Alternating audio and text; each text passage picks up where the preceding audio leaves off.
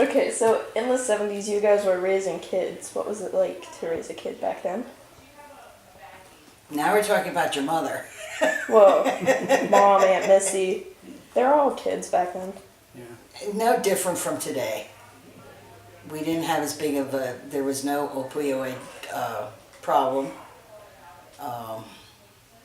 There were drugs, but Beer was the biggest problem, over drinking. drinking, but if you demanded, our kids had curfews, even on weekends. Our kids grew up in Wyomissing, and so they had, They were all involved in sports. they were all So in after sports. school was never a problem. You know, after school they come home, they go to practice, and then the rest of the day they come home and study. So during the weekdays there were no problems. Alright, so I know you guys said that it's similar, but how do you think it would differ with technology?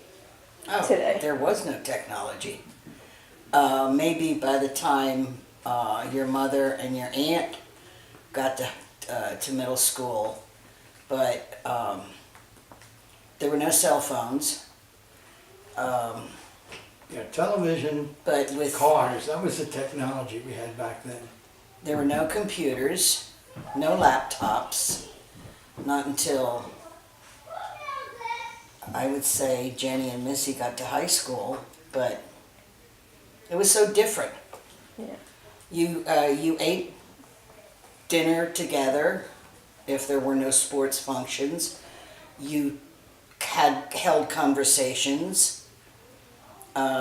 You didn't have to worry about your children texting while they were driving their cars. A different environment. Yeah. Was racial, like, stereotypes and stuff, was that a big deal or a big thing back then? Because with today's Black Lives Matter movements and stuff like that.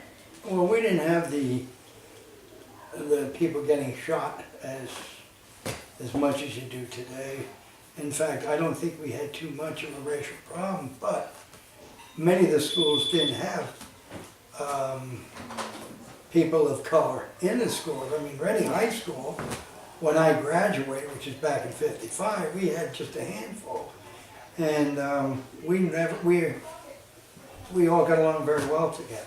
In the 70s, with you teaching, with your grandfather teaching at Reading High, and coaching wrestling, we had a lot of his black wrestlers come to our house for dinner. Yeah. He'd invite them for dinner. So our children grew up with that. But There were no blacks living in Wyomissing at the time.